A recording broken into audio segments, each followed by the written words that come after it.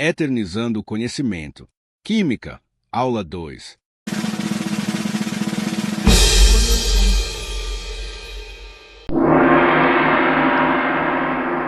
O objetivo desta aula é conhecer mudanças de estado, ponto de fusão e de ebulição, densidade, solubilidade, mudanças de estado.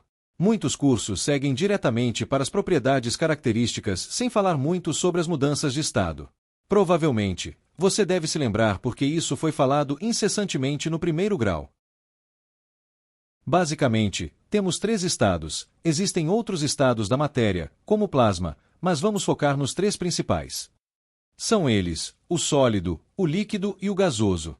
Eles têm propriedades que os caracterizam, como a forma, o volume e a compressão. Os sólidos mantêm a forma que eles têm e o mesmo volume, e a compressão é muito baixa. Você não consegue pressionar um sólido de modo a alterar sua forma. Os líquidos mantêm a forma que os contém e o mesmo volume. A compressão deles é baixa. Já o estado gasoso mantém a forma e o volume onde está contido e permite alta compressão. Nós já vimos que a matéria pode sofrer transformações físicas, levando-a a um dos 3 estados. Agora começa a rotulagem. Cada transformação recebe um nome próprio. O que acontece quando você aquece um sólido? Pega uma pedra de gelo e põe numa panela ao fogo. O que acontece nesse sistema? Rapidamente, o gelo vira água, não é? Quando um sólido recebe calor, ele passa para o estado líquido. Essa transformação recebe o rótulo de fusão, associa ao verbo fundir. E se você esquecer a panela no fogo ainda acesa, você vê as bolhas surgirem e nem imagina que aquele líquido está virando vapor, né? Um líquido, ao receber calor, vai começar a passar para o estado gasoso, sofrendo vaporização. Aí tem 2 maneiras de isso acontecer: a maneira jabuti, bem lentamente, ou a maneira lebre, vigorosamente rápida. Um jabuti, tipo água da chuva no chão. A água recebe calor só na parte de cima dela e a vaporização é lenta, ou seja, ocorre a evaporação. 2 lebre, tipo água na panela ao fogo. Toda ela é aquecida, aí se chama de ebulição, é o fogo bulindo com a água. Mas espera aí.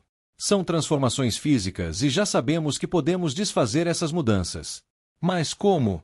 Invertendo a operação, ao invés de aquecer, vamos esfriar a matéria. O que acontece com a água de um lago quando evapora? Seu vapor começa a virar líquido ao chegar nas nuvens, onde é muito frio. Esse processo se chama liquefação, algo como fazer líquido. E qual é o resultado do sistema água na cumbuca de gelo indo ao congelador? Qual é o produto obtido? Gelo. Isso. A água se solidificou, virou sólida. Quando o líquido começa a se solidificar, recebe o rótulo de solidificação, ficar sólido. Ainda existe uma outra possibilidade. Existem algumas substâncias que são meio apressadinhas e acabam pulando de sólido para gasoso e vice-versa. Já compraram naftalina para afastar traças das roupas? Aquelas bolinhas sublimam, vão direto para o gasoso, deixando o quarto da vovó com aquele cheirinho característico. O processo se chama sublimação. E ainda pode acontecer o contrário. Cristais de iodo podem sofrer deposição do gasoso para o sólido sim. Acho que já recordamos o principal. E por que vamos falar em propriedades características? Já esqueceu? Claro que não. Como um bom ET, você lembra que falamos de sistemas. E sistemas mostram antes e depois de uma transformação. Mas para que precisamos saber disso? Para saber se a mudança era física ou química. Ora bolas, ET. Não basta cheirar ou ver a cor para confirmar uma mudança. Temos que arranjar um jeito mais científico para confirmar nossas convicções sobre as transformações. Tudo esclarecido, então, vamos lá.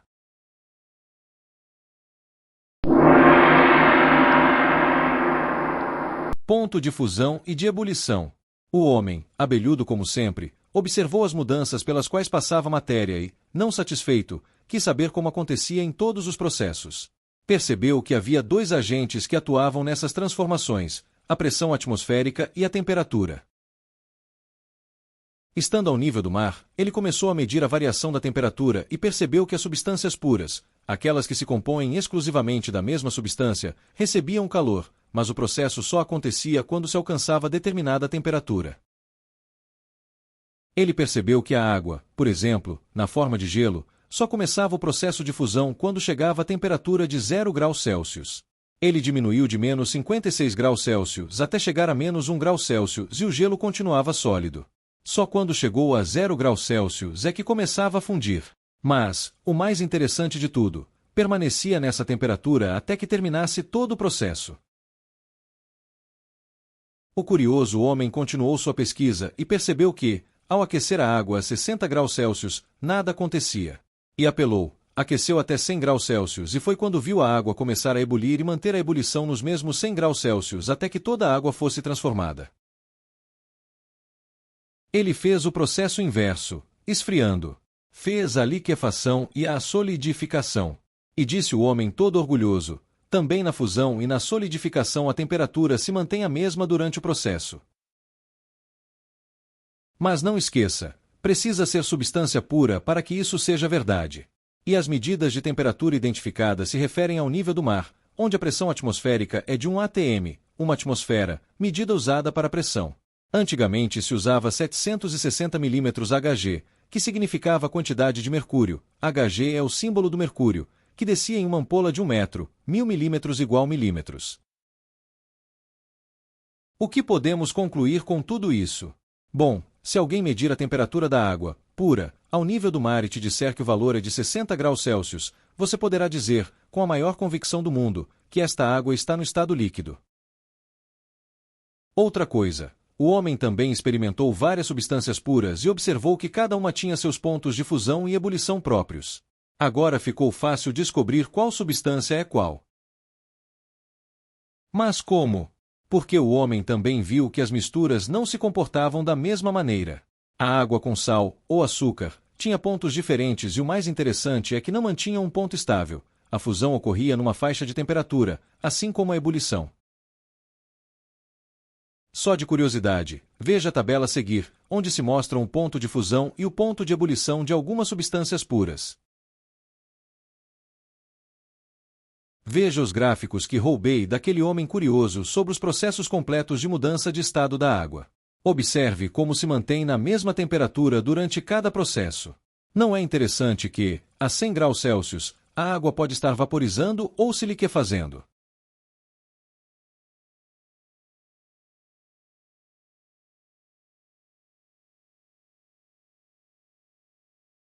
E agora veja a mesma transformação de uma mistura.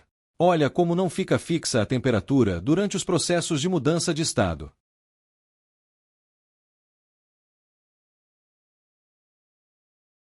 Ocorre que o curioso não esperava pelo que aconteceu quando resolveu fundir uma liga, mistura entre metais, de estanho com chumbo.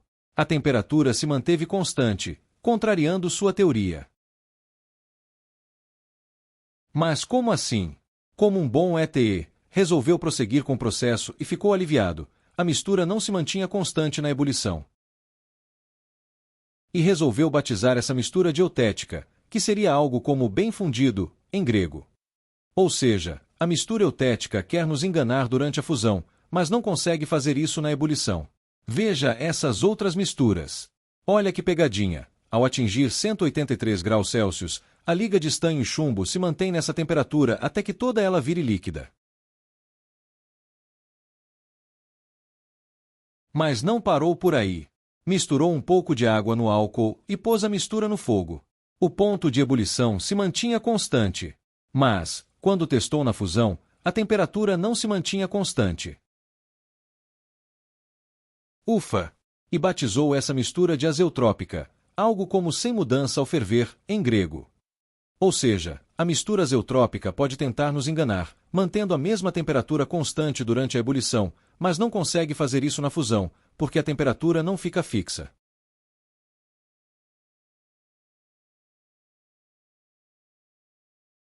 Concluiu que os pontos de fusão e ebulição podiam ser usados para a identificação de substâncias, mas sempre com os dois analisados em conjunto.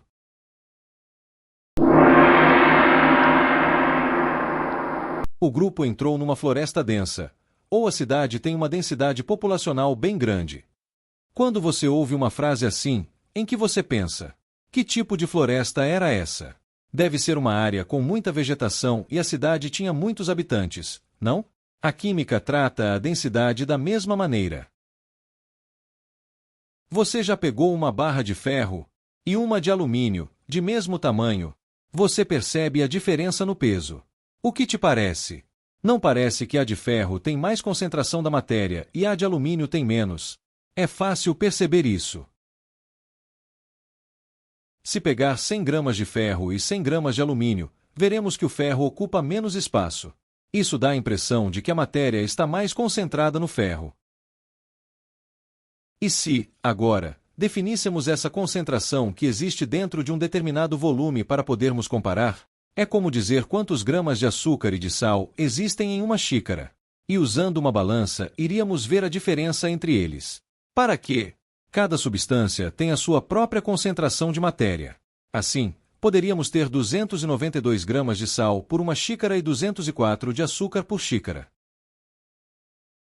Mas será que minha xícara é igual à sua? Acho que não. Então, precisamos mudar a medida. Vamos usar um determinado volume.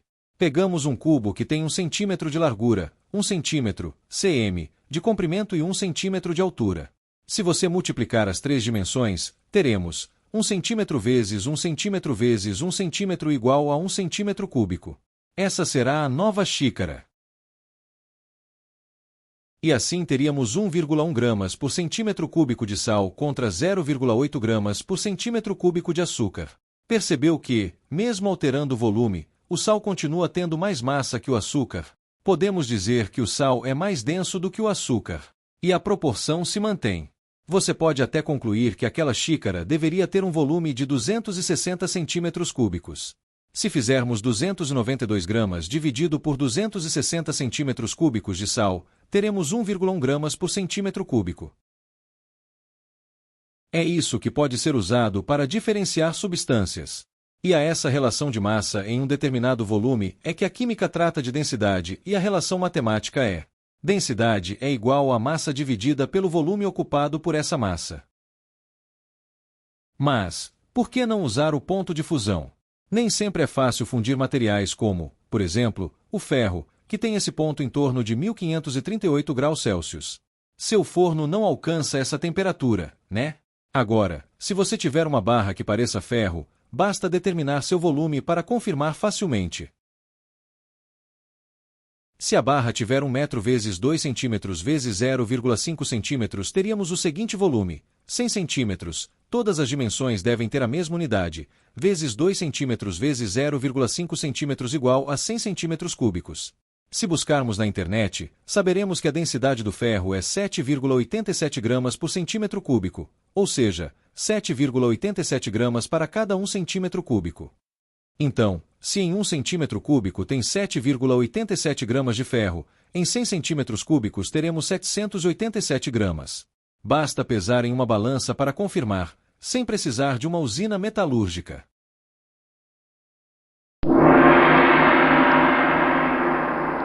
Solubilidade. Muito bem. Você acaba de receber 2 recipientes com líquidos amarelos. O que fazer? Se usarmos o ponto de ebulição, dá para ter uma ideia se é uma mistura ou substância pura. Se for pura, podemos comparar com valores conhecidos, em livros ou mesmo na internet. Para confirmar e não correr risco de ser uma mistura azeotrópica, diminuímos a temperatura até a solidificação e confirmamos se é aquela substância suspeita. Então, aquecemos os líquidos e a ebulição ocorre numa faixa. Droga! É uma mistura.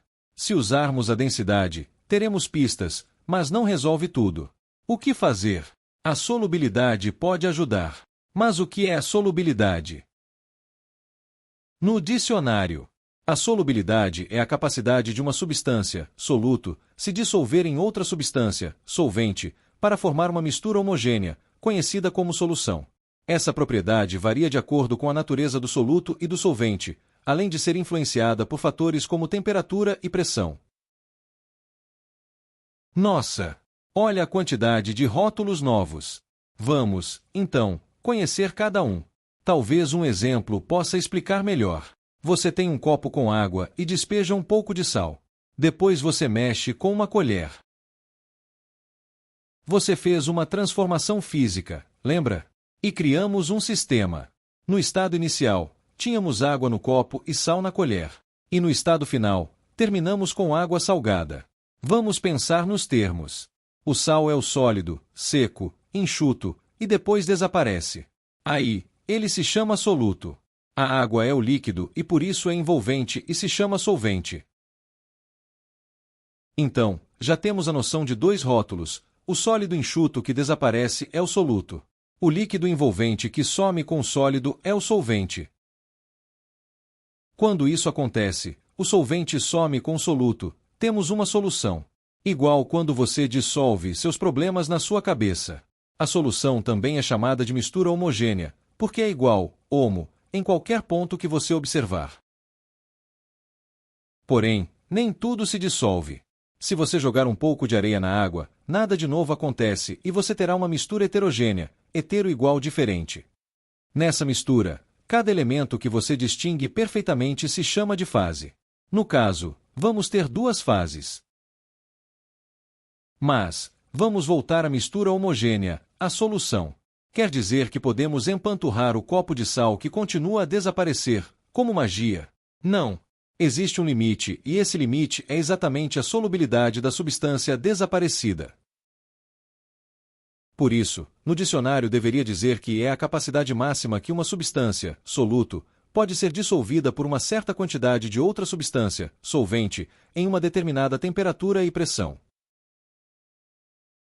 Sim, a temperatura é que determina o grau de solubilidade de uma substância. A pressão também interfere, mas é muito, muito pouco para sólidos e líquidos. Para gases, faz muita diferença. Em outras palavras, você vai colocando sal no copo e mexendo. Você está fazendo a dissolução de uma substância, dissolvendo-a. Enquanto você não atingir o limite, a capacidade máxima de dissolução, a solução é chamada de insaturada. Mas você é teimoso e continua colocando mais sal e continua desaparecendo sal até que... Opa! Não dissolveu mais. Você atingiu a solubilidade do sal naquela porção de água. Se a porção de água fosse maior, mais sal seria necessário. Quando você atingiu o limite, você obteve duas fases, uma fase de sal não dissolvido e uma solução saturada de água salgada. Legal! E o que fazemos com os recipientes amarelos lá do início? Podemos diminuir a temperatura. Ao diminuir, a solubilidade também diminui e bastará mexer na mistura que surgirá um precipitado, o sólido que deixou de ser soluto. Porém, não sabemos se aquela mistura está ou não saturada. Concluindo, ainda podemos usar aquelas misturas nos próximos assuntos para descobrirmos do que se trata esses líquidos amarelos. Resumo da aula. Mudanças de estado. Quais são os estados físicos em que a matéria pode estar, Adam? Existem 3 estados mais populares: sólido, líquido e gasoso. As substâncias podem estar em um desses estados. Como se chamam os nomes dos processos de mudança, Ada? Para passar de um estado para outro, temos as etiquetas abaixo. Sólido para líquido, fusão. Líquido para gasoso, vaporização que pode ser evaporação, processo lento, ou ebulição, rápido. Gasoso para líquido, liquefação. Líquido para sólido, solidificação. E ainda tem os apressadinhos. Sólido para gasoso, sublimação.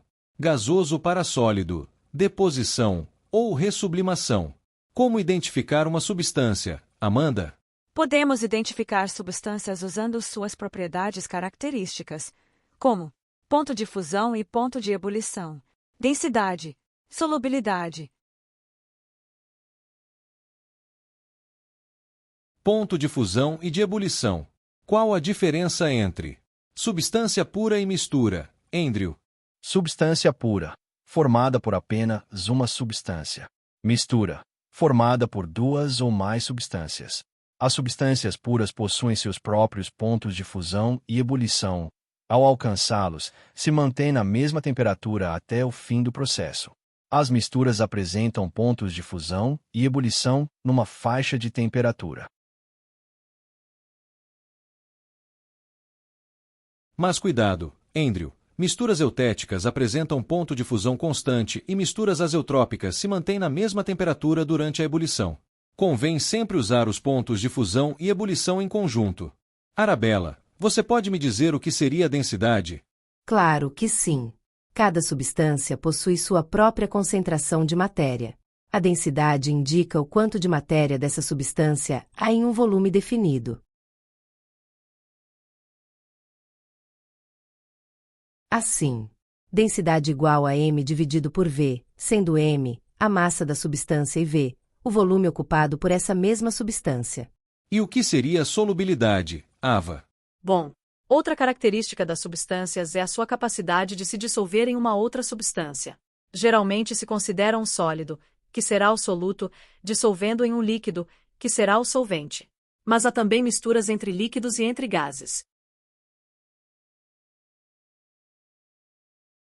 Espero ter conseguido mostrar de uma outra maneira como funcionam os processos. Vamos esperar a próxima aula. Se preferir, veja as experiências a seguir. Experiências. Pronto para embarcar nessa viagem? Aqui, você é quem vai descobrir os porquês nos resultados das experiências. Como copiloto, você só tem 5 segundos. Anote sua pontuação ao final. Experiência 1. Líquido fervendo. No vídeo, você vê um líquido fervendo. A experiência acontece em Belo Horizonte, cerca de 800 metros acima do nível do mar. Nessa altitude, a água entra em ebulição a alguns graus abaixo de 100 graus Celsius. 1. Essa é moleza. O líquido era uma substância pura ou mistura? A. Mistura. B. Substância pura. Valendo.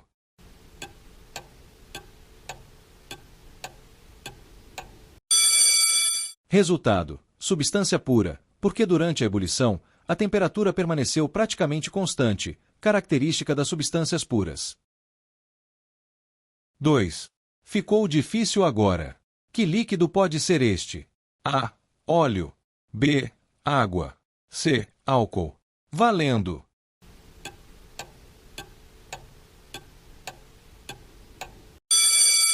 É água, porque em locais elevados, a pressão atmosférica é menor, fazendo a água ferver abaixo de 100 graus Celsius. Experiência 2. Substância adicionada ao mesmo líquido fervendo. Uma substância foi adicionada em excesso ao líquido da experiência anterior.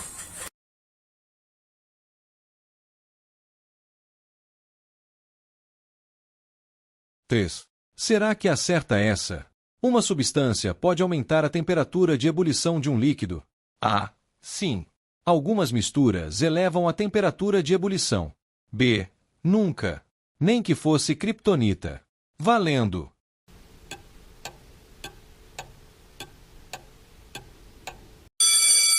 Sim.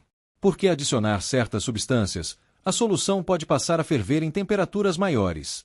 Isso acontece porque a mistura altera as propriedades do líquido.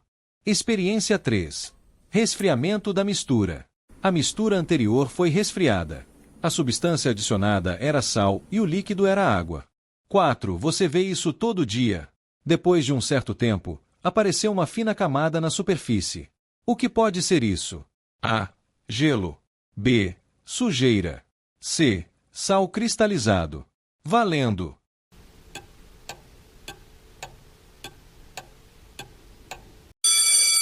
Letra C. Porque, em temperaturas altas, mais sal consegue permanecer dissolvido. Ao esfriar, parte dele retorna ao estado sólido, formando pequenos cristais. Experiência 4.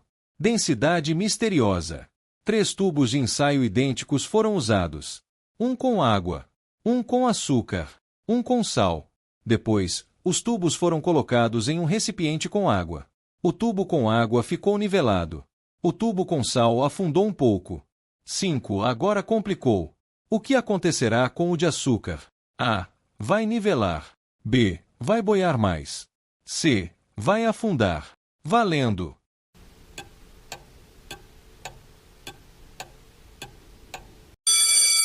Letra B. Porque o açúcar possui menor densidade que o sal e também pode aprisionar mais ar entre os grãos. Assim, o conjunto tende a ficar menos denso e boiar mais. Confira agora como foi o seu desempenho e comente aqui sobre o seu resultado. Níveis obtidos.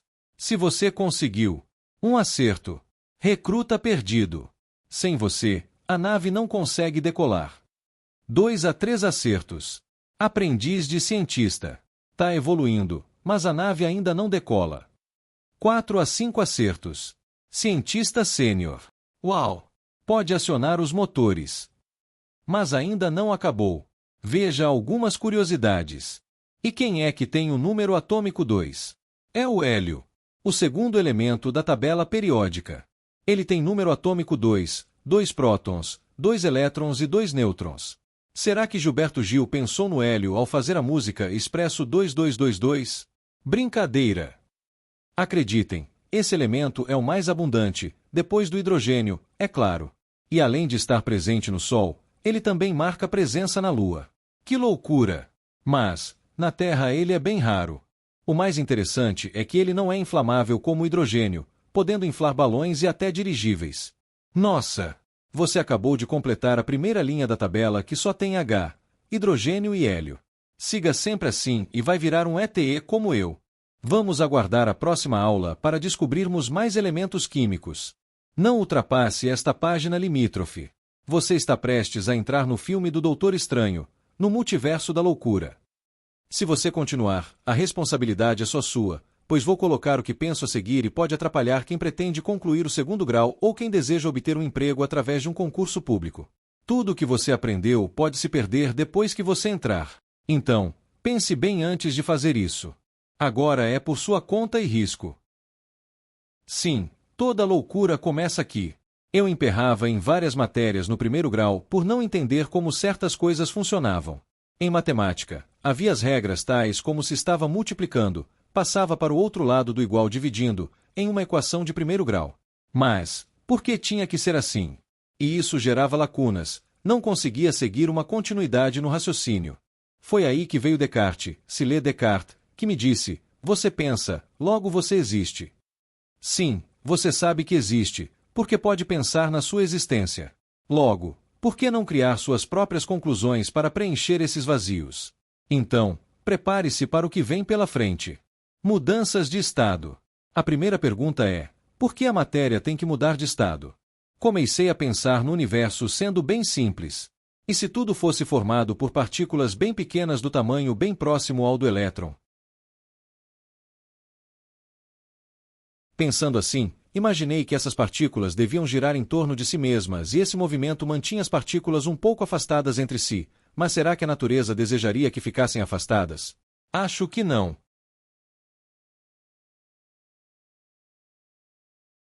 Imagine que elas só se afastariam se tivessem muita velocidade, senão elas tenderiam a se aproximar. E isso foi a minha primeira ponte para começar a conectar o pensamento deste ETE com as ideias aceitas pelo mundo científico. Lembre-se de que isso que eu disse é pura fantasia. Continuando. E se essa velocidade das partículas era o motivo de nós sentirmos calor? Pense em você tentando parar um eixo giratório, uma furadeira sem broca, com a mão.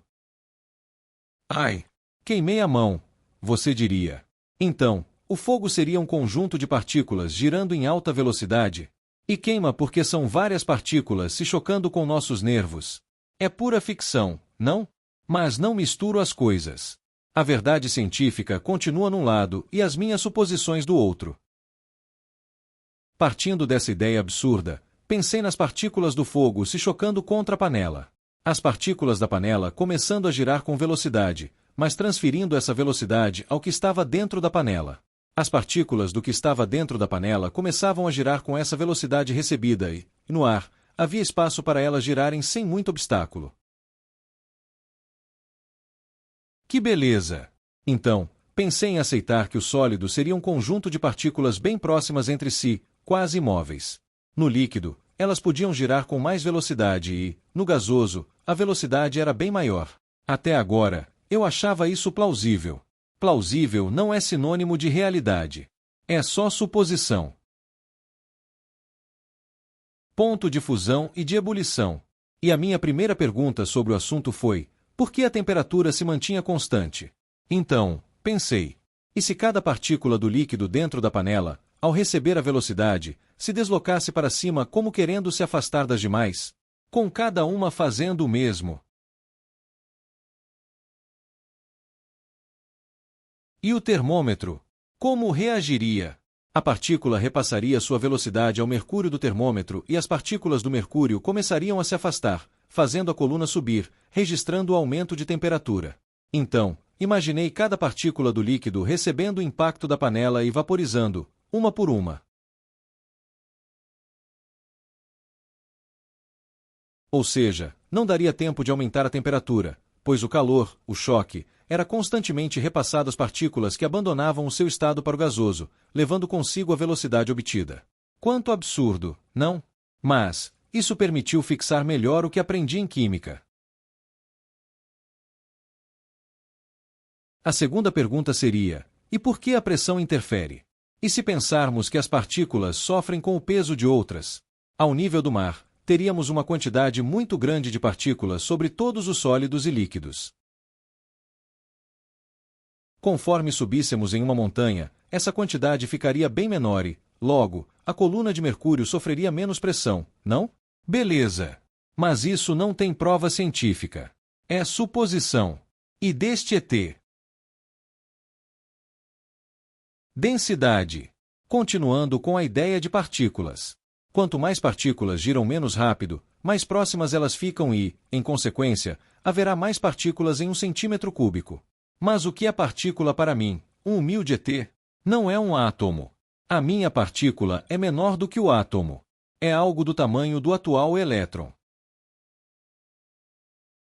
Essas minhas partículas é que, juntas, formariam determinados átomos. Ou seja, todos os átomos seriam feitos do agrupamento de minhas partículas.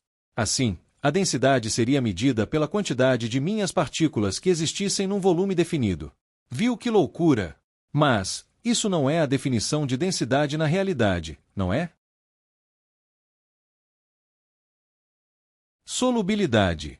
Mantendo a ideia das minhas partículas, me perguntei: por que o sal desaparece? E se as partículas da água, ao girarem tão rapidamente, se chocassem com as partículas do sal, liberando-os para girarem no meio da água? Isso explicaria o desaparecimento do sal, porque, se não conseguimos ver o átomo, não conseguiríamos ver sua mínima estrutura, né? Por que o sal não desaparece? E se as partículas da água começaram a perder velocidade, depois que o sal se misturou com a água?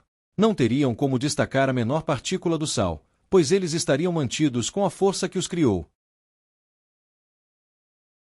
E aqui termina mais um conjunto de suposições deste ET. Não perca mais suposições absurdas para o próximo capítulo.